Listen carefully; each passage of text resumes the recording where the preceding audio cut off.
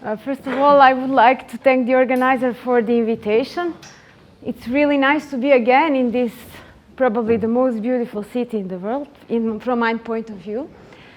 But also I must say that today I'm more emotional than I expected I would be because of participating in this memorial session of Professor Nikitin, my, in some sense, scientific father, and the person who did so much for my life personally and also for my scientific career. I must say that when he was in Belgrade at my thesis defense, he told me that he would like to have many scientific grandchildren, and I'm very happy that here today here is Maria, my scientific daughter, and his scientific granddaughter. So I'm happy that his wish came true.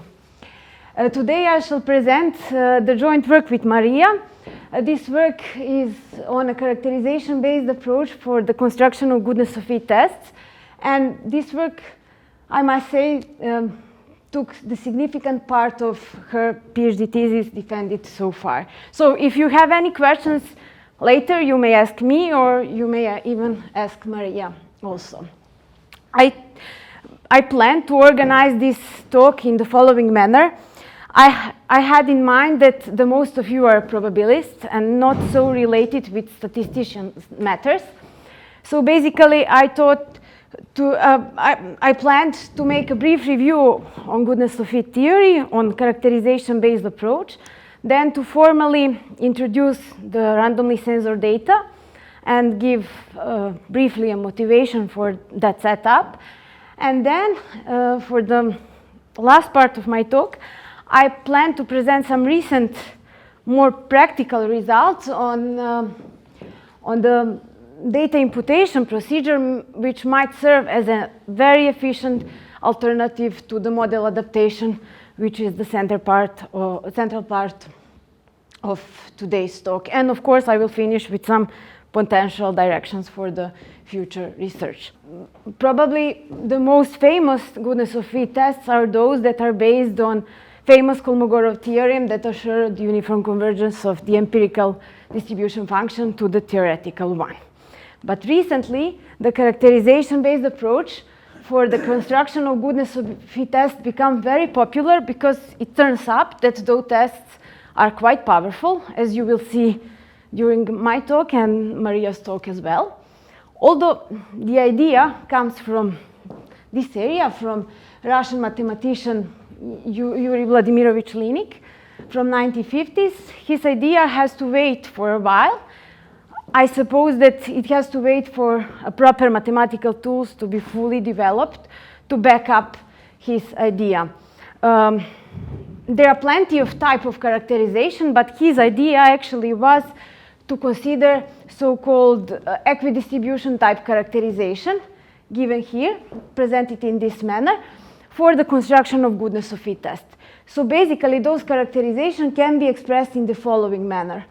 We are dealing with two sample functions, psi1 and psi2, and if they are identically distributed, then we may conclude that all those random variables has some particular distribution function.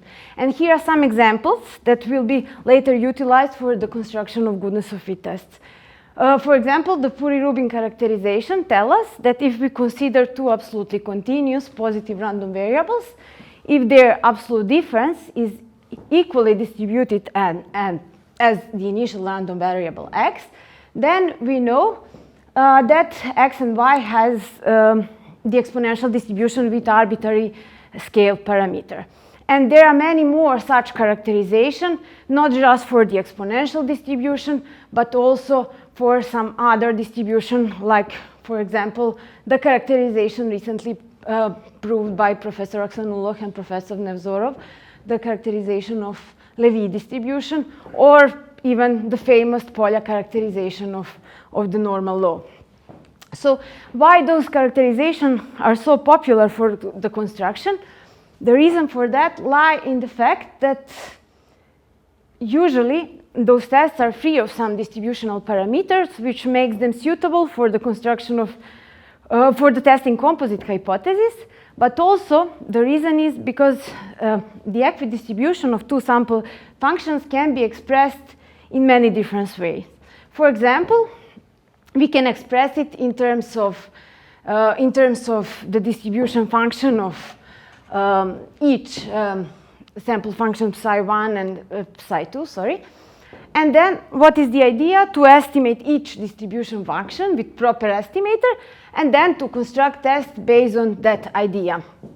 So basically, since the distribution function of function psi can be expressed as a probability,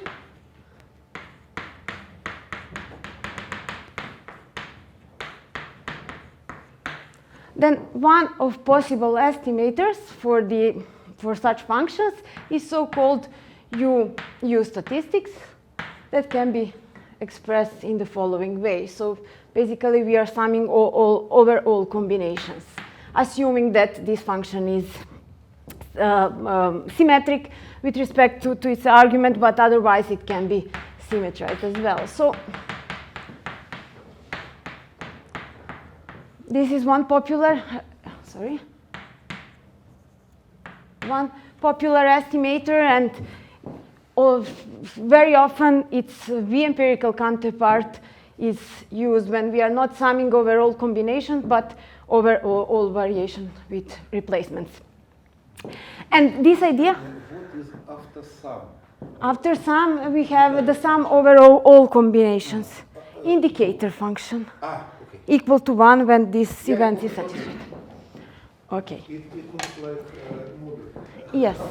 And the most of tests proposed by Professor Nikitin were based on the difference between those two estimators. Let's say add this index n to emphasize the difference.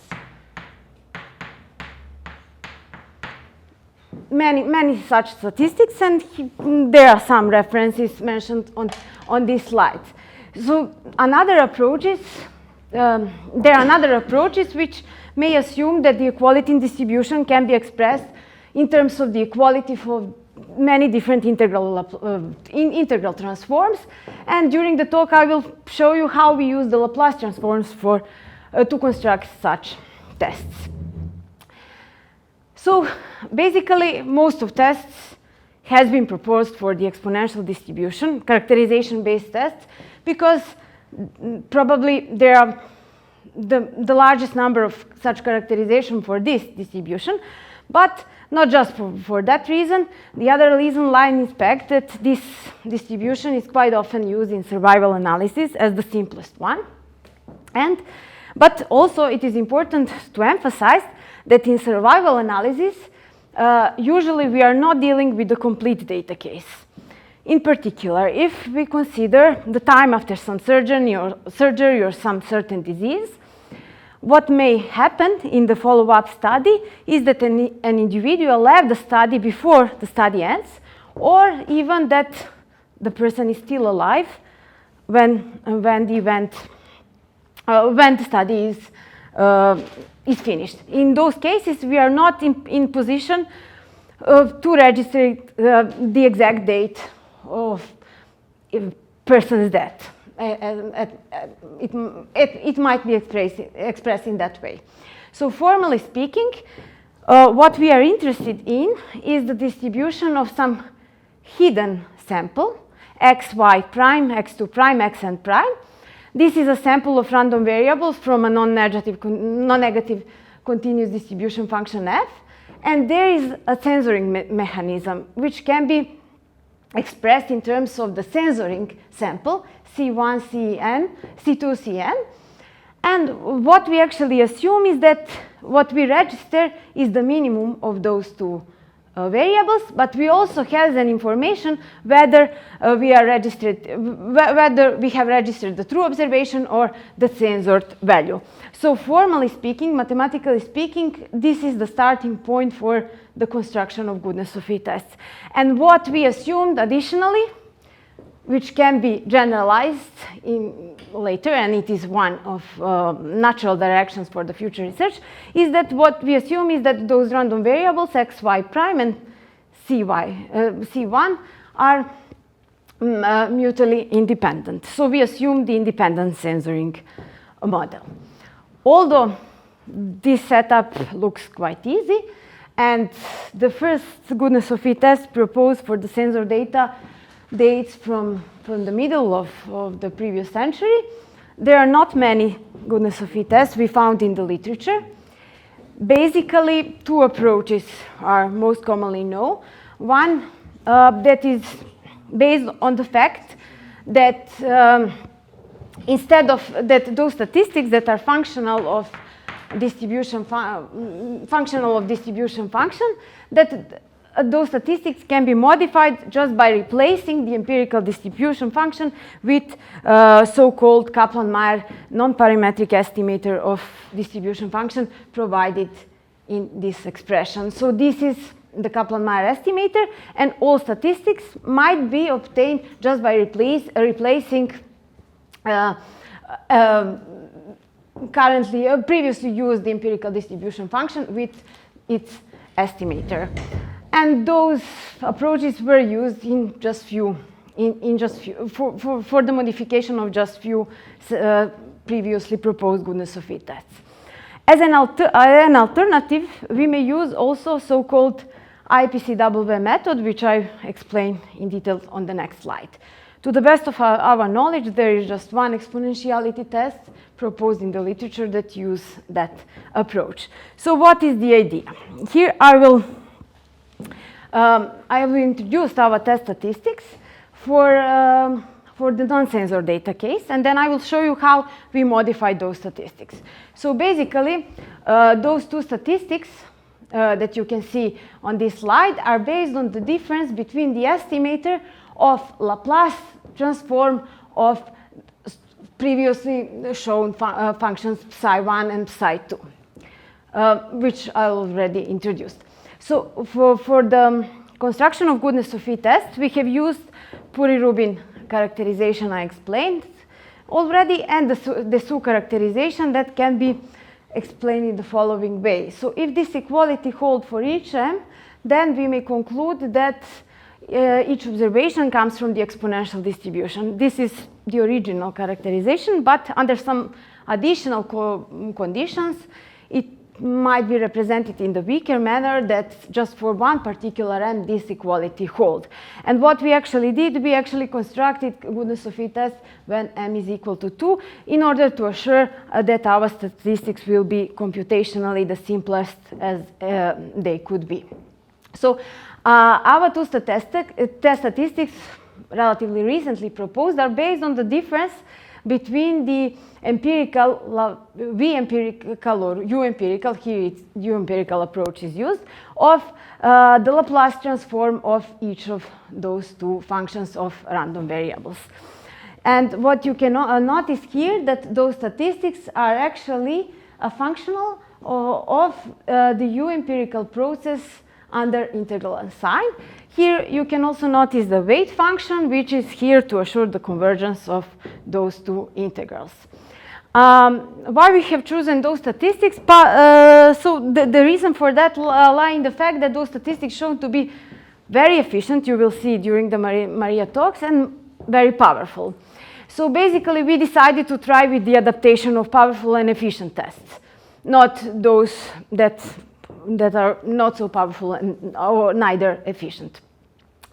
So the first proposed test statistics is, as you can see, an integrated difference. It's not a true difference, which might have as a result that those statistics will not be consistent against all alternatives, but it might be shown that it is consistent against a large number of alternatives used in practice, while the second statistics proposed recently is consistent against all alternatives because we have here the true difference here due to this square.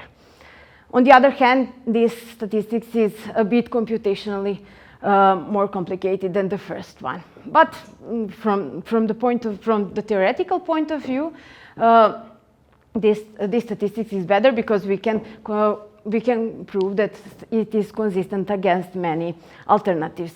So our idea for the adaptation was to notice that this is a function, the integral over the U-empirical process with the kernel H. So H is the kernel of this empirical function. And then to add indicators for the observation that are registered.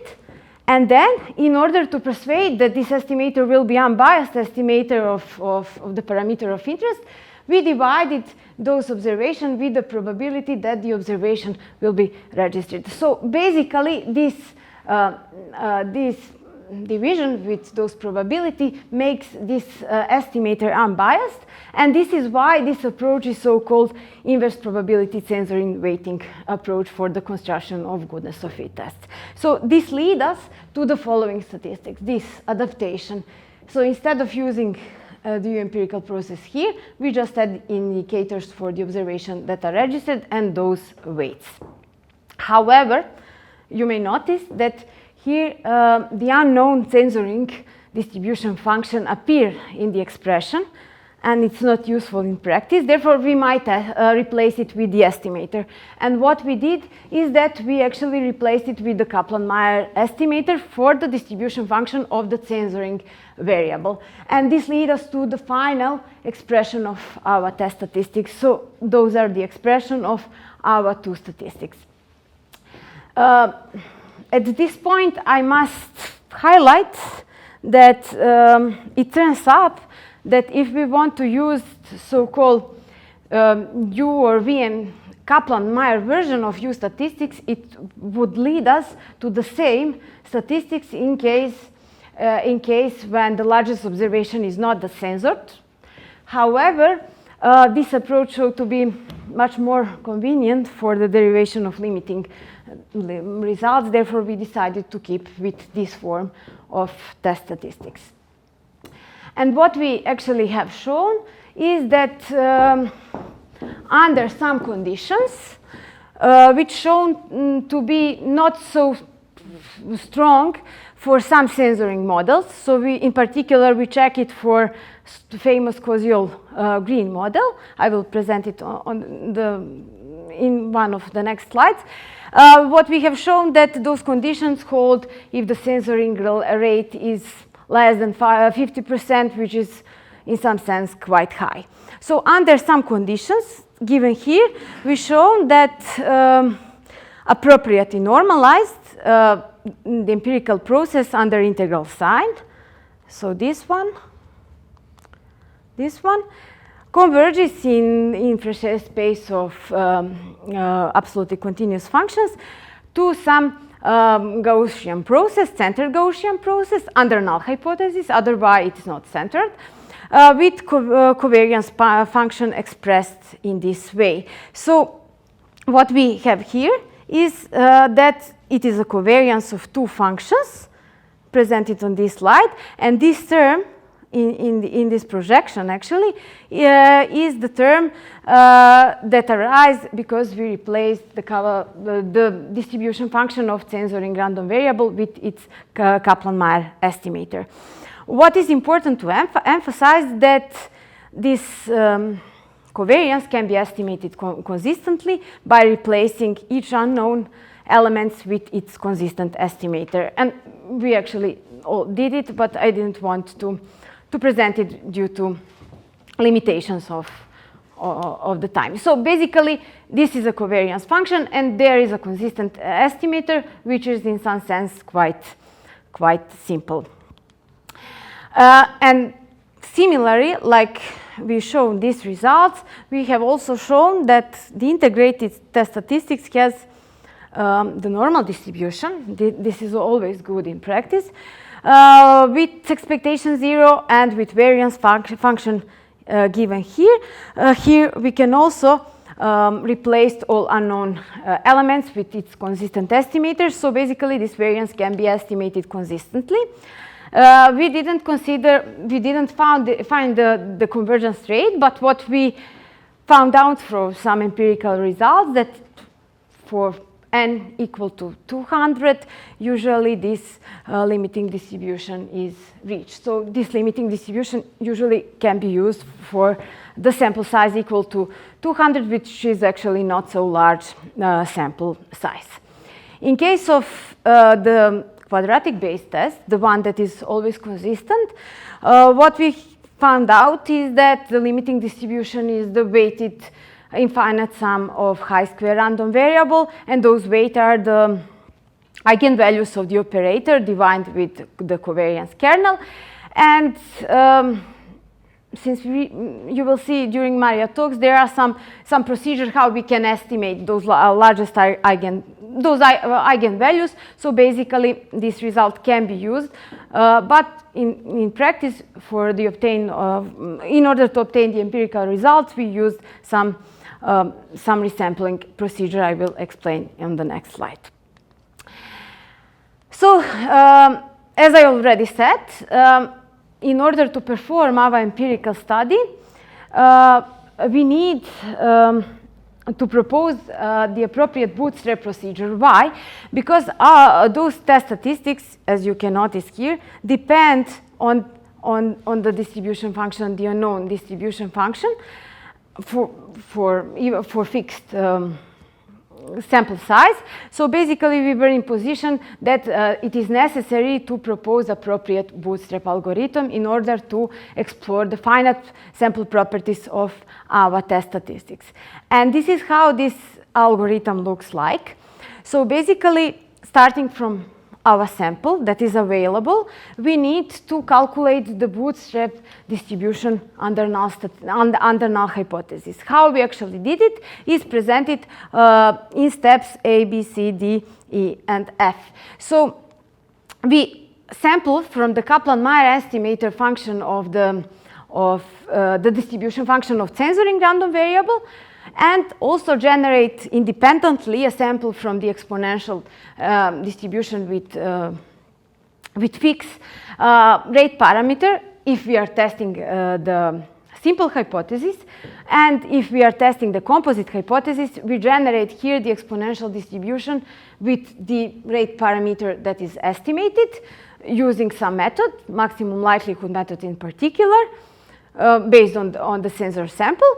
And then we calculate the value of test statistics. Then we have repeated those steps A to D, B times, and that gives us the approximation of the null distribution of test statistics. And based on that, we may calculate the critical values. I forgot to mention, but it is quite natural to consider large values of test statistics to be significant in case of test statistic M, quadratic Bayes, while in case of the integrated statistics, we consider large values of the absolute value of test statistics to be significant, because those values tell us that there are some certain discrepancy that should be discovered by test statistics. And in our empirical study, we consider simple and composite hypotheses, assuming that there is no information about censoring distribution, but in simulations, we simulated our censoring random variable using Koziel-Green model that assume that the failure time and the censoring time intensities are proportionally. Actually, that there is a relation among the distribution function of the initial random variable and censoring variable presented in the following manner. So those are the cases we explored in our study, and we performed the study for the rate of censoring equal to 10%, 20%, and 30%. 30% might be considered as a middle rate of censoring, while 10% might be considered as a low percentage rate of the censoring random variables. As a competitors to our test, we included almost all tests we found in the literature. So the first, we included the Kramer-von-Mises test modified appropriately for this kind of data. Then we also included well-known chi-square test modification proposed by Akritas in 1988, which is, as all chi-square tests, based on the difference between the expected and the realized frequencies in each category. Then we also include the test based on maximal correlation proposed by Strazilovskaya, Komniak, and Graney 2017. This test was also explored by Anna, as I remembered, from the efficiency perspective, but not in the random censoring case. We decided to include that competitor as an example of recent and powerful competitor. And we also included the test that is also based on IPCW procedure proposed by Katumani and Anisha in 2019. What I forgot to mention before, when I show you the proposed bootstrap algorithm, what we have shown that it is theoretically justified. In particular, what we have shown that conditionally on initial sample, that process, the limiting process of the bootstrap process, converges weakly to the same process as the initial process. So this theorem actually justified theoretically the usage of bootstrap statistic for bootstrap algorithm for AVA test statistics, but it can be also justified for other statistics in the similar manner. And here are the results for the simple hypothesis. I know that it's not easy to look through the numbers in tables, so that's why I colored the most powerful tests with the blue color, and those that are that differ from the most powerful one for less than 5%. I colored in the red color. So what you can notice here is that in the case of testing simple hypothesis, all tests proposed by Akritas and by Krames von Mises are the most powerful one, but there are some exceptions, and in those cases our tests are much more powerful. So based on those results and the results for the larger censoring rate, what we may conclude is that if we are looking for the powerful battery of goodness of fit tests, we should for sure include the old test, but at least one of our tests to fill in the gap for those cases that those tests doesn't behave optimally. What is also notable from those results that our tests are not so sensitive to the increase of censoring rate, which is also good, and that they are not so sensitive to the changement of the tuning parameter. And that is also good because we don't have to think about the choice of that parameter. In case of the testing composite hypothesis, as I already mentioned, in the bootstrap algorithm, we just replaced the step 2 with the generation of exponential distribution with maximum likelihood estimator of parameter mu, and the consistency of that estimator, known so far, enable us to prove the consistency of bootstrap procedure for AVA test statistics, and what we may assume that it should also hold for other test statistics. And here are the results. So now you can notice that the upper half of our tables are more colored in blue than it was the case previously, and that means that our tests are a better solution than the old one in case of testing composite hypothesis, which is actually, of course, more useful in practice. Here I just summarized the most important results because it's not easy to read the numbers in tables. So what is important, that here it is much more notable that the power of proposed test is not much affected by the change of censoring level and to the change of the tuning parameter. But if we want to propose some of them, what we would say that for a smaller censoring rate, those proposed by those based on the Puri-Rubin characterization are better solution, while in case of a larger censoring rate, those proposed using the Su characterization are the optimal choice. And that is actually one important conclusion. So basically, the tuning parameter does not affect so much the power behavior of test, but the characterization affect it, which means that if we in the future consider some other characterization, it might lead us to the more powerful tests. While we obtaining all those numbers, you can see there are plenty of numbers. What we actually noticed is that those procedures are quite computationally consuming. So basically we need to wait 2 weeks, for 3 weeks to obtain each of those tables, and it's not so efficient in practice. So we were thinking, is there anything which might serve as an alternative in practice? So, okay, this is quite nice from the theoretical point of view. We have theoretical justification, and we are mathematicians, so from l'art point of view, it's quite good. But anyway, we need to propose something that might be also interesting for the practitioners.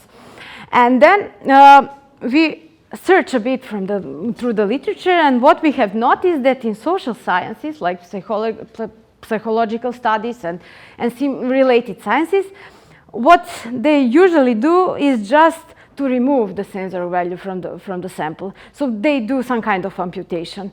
We remove all observations that are larger, that are not registered properly, and then apply goodness of fit tests. At the first sight, we were a bit cautious about that procedure, and we truly believe that it's not right, and we performed the study in order to show them that they don't have right, but you will see in a few minutes the results are quite surprising. Also,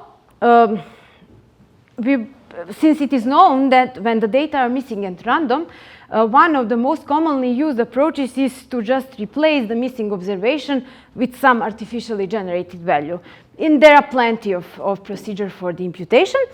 And we think, okay, is there any way how we can use that idea, but in this setting, when the censoring mechanism is not missingness at random. And what we have found in the literature is one algorithm proposed by Professor Balakrishnan and his co-authors in 2015.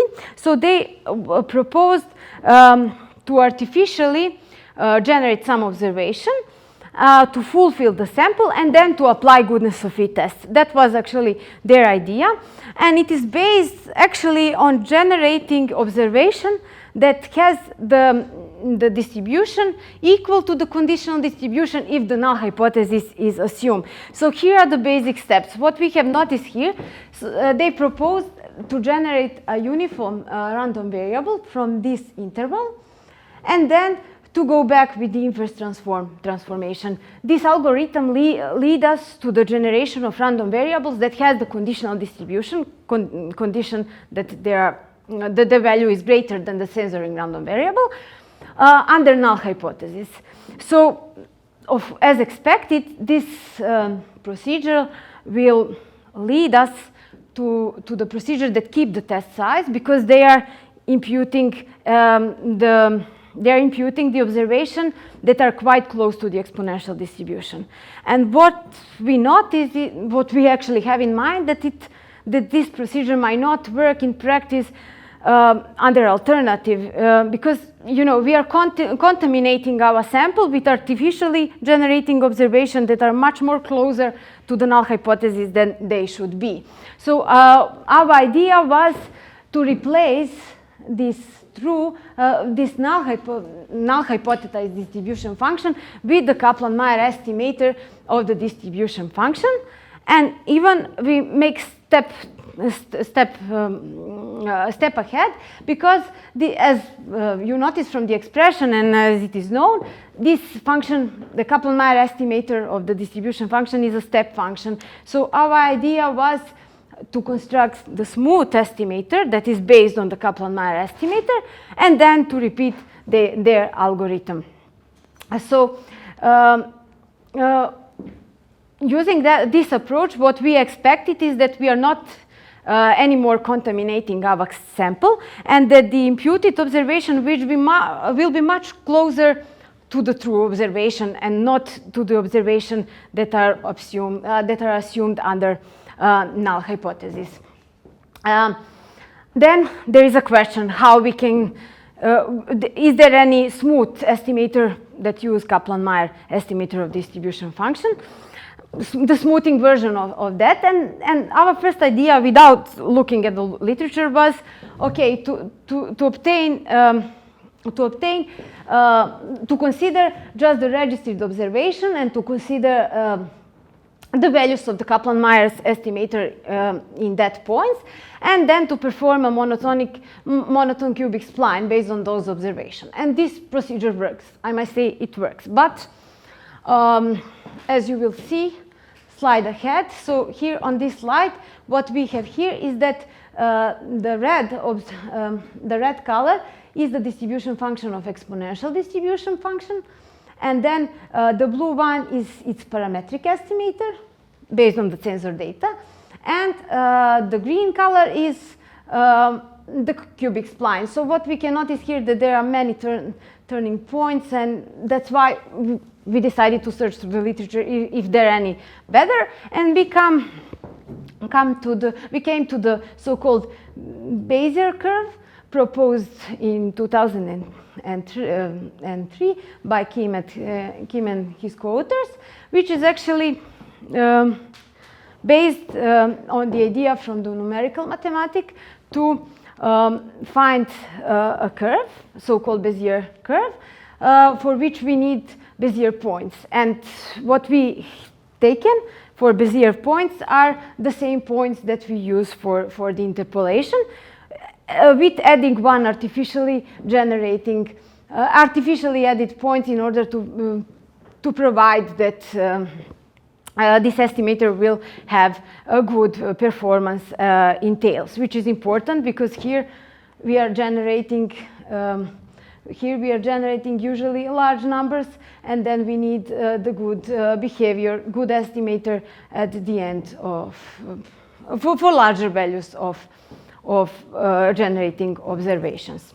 So here is how this Bezier curve looks like. It is parametric curve, as you can notice here, and the most important ingredients here are so-called Bernstein polynomials. So here are the Bernstein polynomials, and those points BI are so-called Bezier points that are given here, and this give us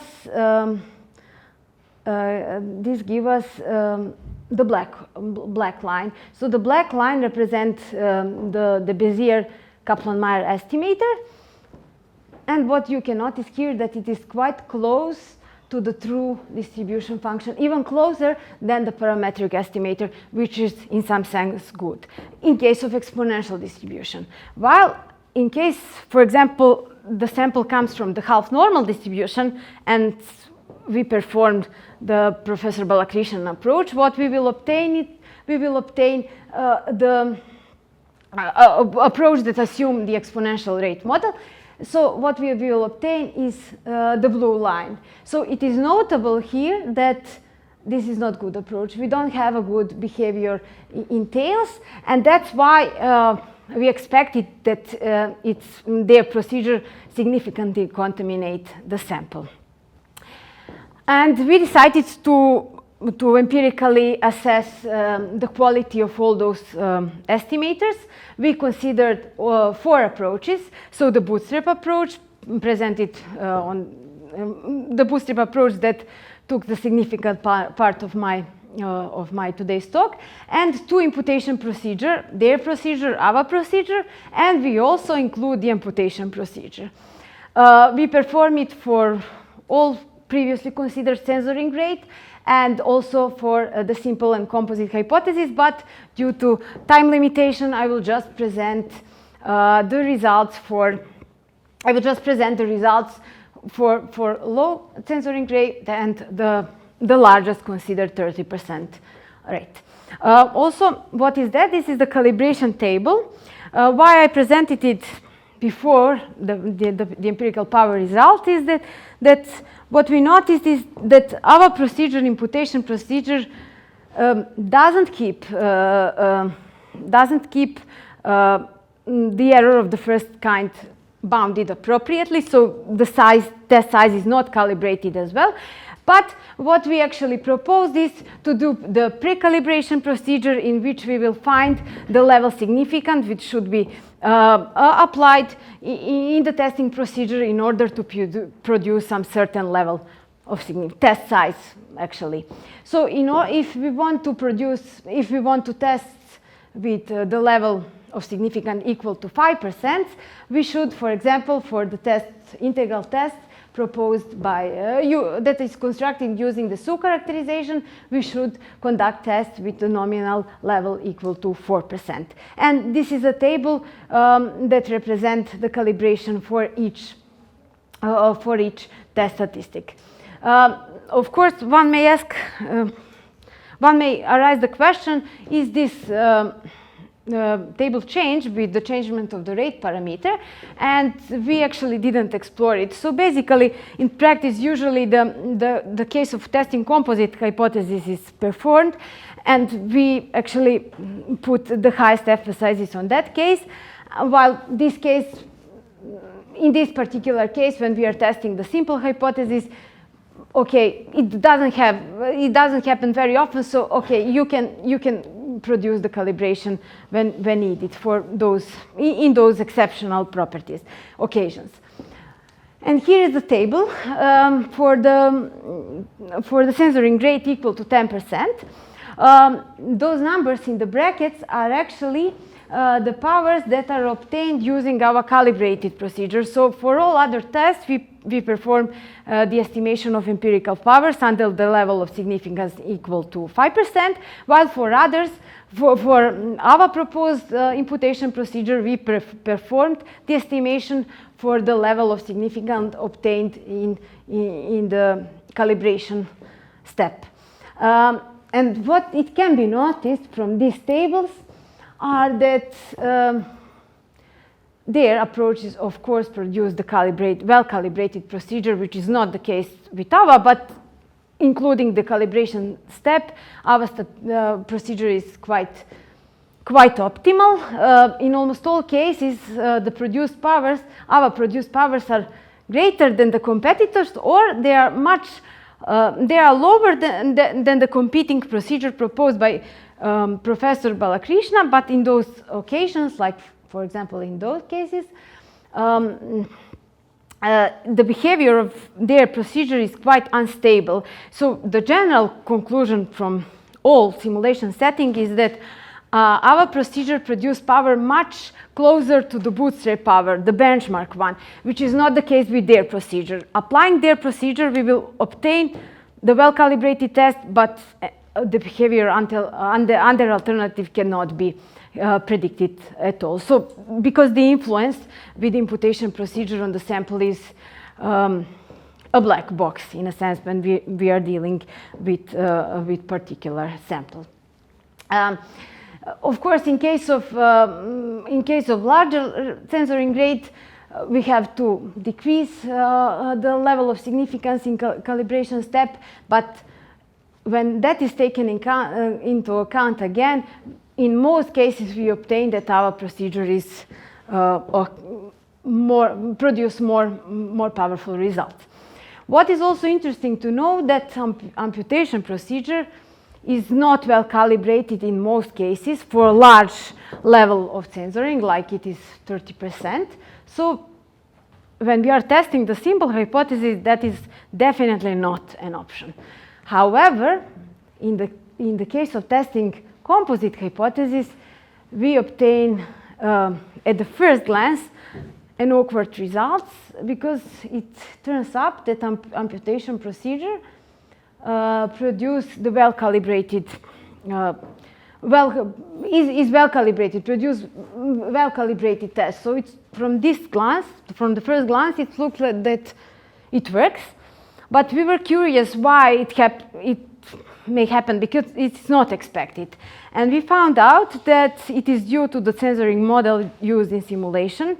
So one of important consequences of the Koziel-Green model is that X condition, if X has the exponential distribution, and if X condition this distribution of this random variable, condition on this event will again has the exponential distribution with other rate parameters. So that is the reason why in those simulations it turns up that the imputation works for the composite case. On the other hand, as far as the imputation procedure is concerned, what we may conclude is that in most cases, the powers obtained with that procedure are lower than the benchmark one and lower than using imputation procedure, but they are not so low. So basically, what we didn't expect to conclude is that the procedure used in social sciences is, from our perspective now, at least empirically justified. So there is something in their studies that is actually quite okay and quite theoretically, quite empirically justified. For the end of my talk, I would just like to emphasize few natural important directions of current and near future research. At the first place, what we would like to do is to do adaptation in other more complicated censoring models that much often arise in practice when the censoring random variable depends on some other, or on some hidden well-known process.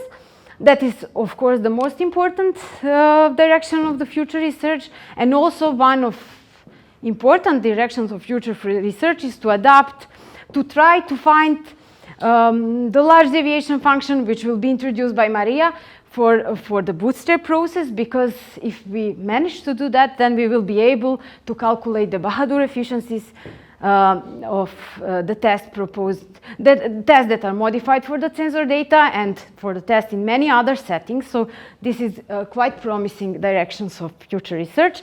And of course, for the end, as we are mathematicians, it would be quite nice if we succeed to theoretically justify our imputation procedure. So that would be all. I'm on time finished. Is there any question?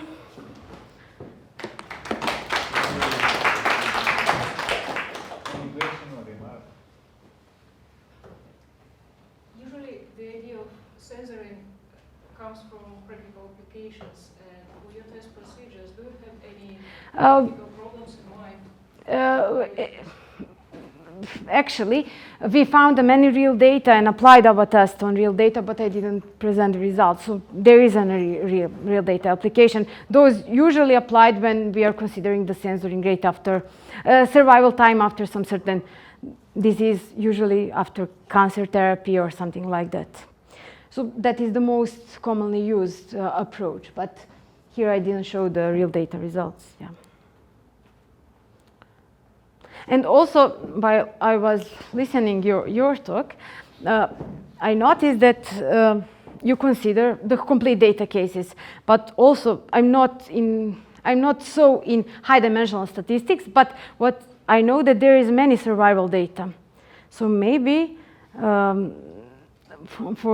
the pre-data for the pre-data selection, maybe the modification of Kolmogorov statistics for this type of data might be used.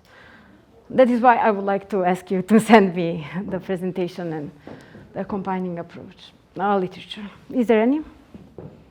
One question. If not, then speak. Thank you.